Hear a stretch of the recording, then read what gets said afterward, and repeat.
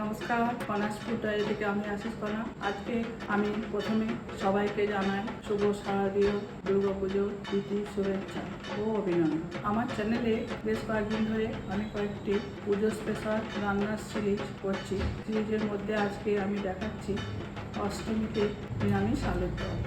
ওই দিন বেশিরভাগ বাড়িতে নিরামিষ হয় আর বেশিরভাগ বিয়েতে লুচি হয়। তো ওই লুচি দিয়ে খাবার জন্যে আমি একটা সহজ পদ্ধতিতে আলুর দম করে দেখাবো।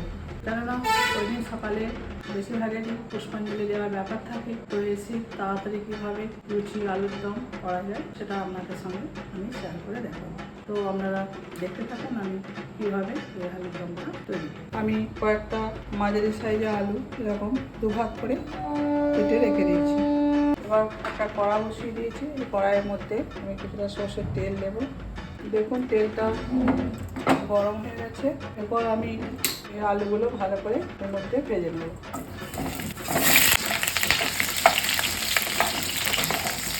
আলুটা ভাজা হোক, আমি একটু চাপা দিয়ে দিচ্ছি।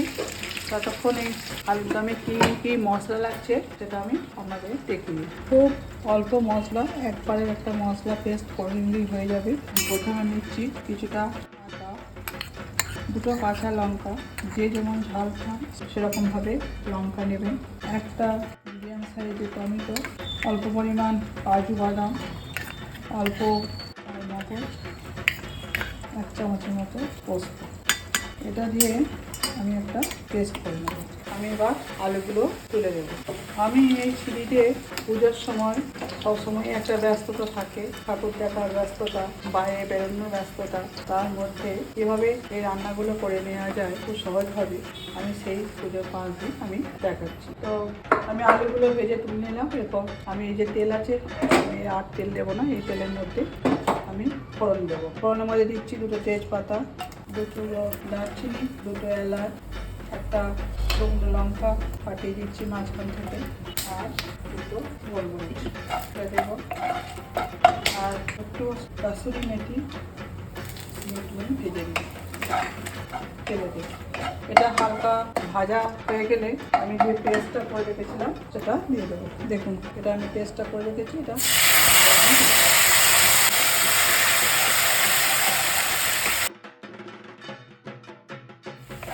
লঙ্কাটা ভালোভাবে শুকনো করে ভাজা হয়ে গেছে।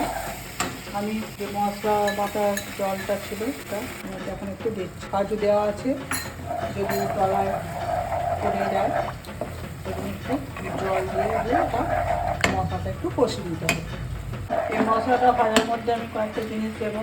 দিয়ে দেবো 1 চামচের মতো ধনে গুঁড়ো, 1 চামচের মতো দিয়ে দেবো হলুদ, একটু ঝাল লঙ্কার গুঁড়ো, আর দিয়ে দিচ্ছি 1 চামচ মতো কাশ্মীরি লঙ্কা গুঁড়ো। মশলাটা খুব ভালো করে কষিয়ে দিতে হবে। মশলাটা কষানোর ওপর তরকারির টেস্টটা নির্ভর করছে। জল দিয়ে হালকা করে কষিয়ে দিতে হবে। তো আমার মশলাটা মোটামুটি অনেকটা ভাজা হয়ে এসছে। আমি এরপর দিয়ে দেবো একটু চিনি দেবো, আর দেবো পরিমাণ মতো লবণ।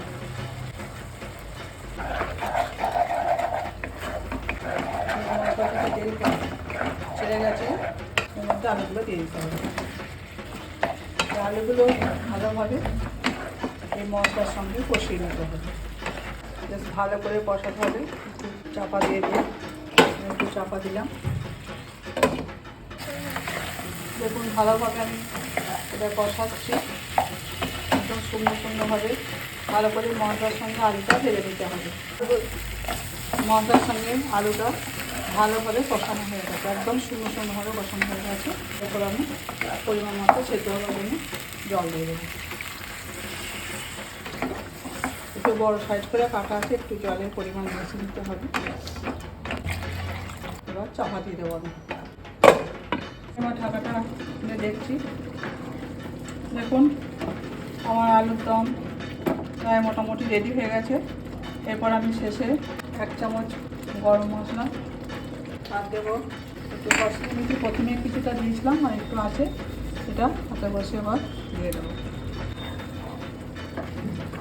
আর উপর থেকে হালকা করে একটু ফেস ক্রিম, আমলের ফেস ক্রিম ছড়িয়ে দিচ্ছি। এটা যদি আপনাদের বাড়িতে থাকে দেবেন, না থাকলে এটা না দিলেও হবে। এটা দিলে একটু টেস্টটা ভালো হয়। অষ্টমী স্পেশাল আলুর দম তৈরি হয়ে গেছে। দেখুন, আমি অষ্টমী স্পেশাল থালি নিয়ে আমি খাবার টেবিলে চলে এসেছি। আমি এর আগে ষষ্ঠী স্পেশাল, সপ্তমী স্পেশাল থালি দিয়ে দিয়েছি। আজকে হচ্ছে আমার অষ্টমী স্পেশাল থালি। তো আজকে আমি খুবই সাধারণভাবে থালিটা রেখেছি। দেখুন, এই যে আমি আগেও বলেছি, এই যে এই থালার মধ্যে এগুলো রেখেছে আমার বৌমা সঞ্চয়িতা। ওর একটা চ্যানেল আছে, তার নাম হচ্ছে অ্যাটিস সঞ্চয়িতা। এটা আপনারা সবাই দেখবেন, ওকে লাইক, শেয়ার, সাবস্ক্রাইব করবেন। কুচি দিয়ে দিলাম। আর যে আলুর দম করলাম সেটা আমি এই বাটির মধ্যে সাজিয়ে দিচ্ছি। একদম শুকনো শুকনো করে আমি আলুর দমটা করেছি। এটা আপনারা একবার বাড়িতে করে দেখবেন, আশা করছি আপনাদের ভালো লাগবে। এর সঙ্গে আছে আমাদের বাঙালিদের অতি প্রিয় রসগোল্লা। আজকে আমার অষ্টমী থালিতে আছে লুচি, আলুর দম আর রসগোল্লা। তো এটাই হচ্ছে আজকে আমার অষ্টমী থালি। আপনারা এরকম প্রসেসে আলুর দমটা বাড়িতে করে দেখবেন, খুব ভালো হয়, খেতে খুব টেস্ট হয়। আমার অন্যান্য দিনের মতো আমার এই রান্না কেমন লাগলো তো সবাই কমেন্ট করে লিখে জানাবেন। আর ভালো কি খারাপ সেটাও লিখে জানাবেন, তাহলে আমি বুঝতে পারবো যে ভালো হলো কি খারাপ হলো আমার এই ভিডিও। আর যদি ভালো লাগে সবাই আমাকে লাইক, শেয়ার, সাবস্ক্রাইব করবেন। আর আবারও সবাইকে জানাই দুর্গাপুজোর প্রীতি ও শুভেচ্ছা ও অনেক অনেক ভালোবাসা। আর এই পুজোর সময় সবাই ভালো থাকবেন, সুখে থাকবেন আর শান্তিতে থাকবেন। এতক্ষণ পাশে থাকার জন্য সবাইকে ধন্যবাদ। নমস্কার।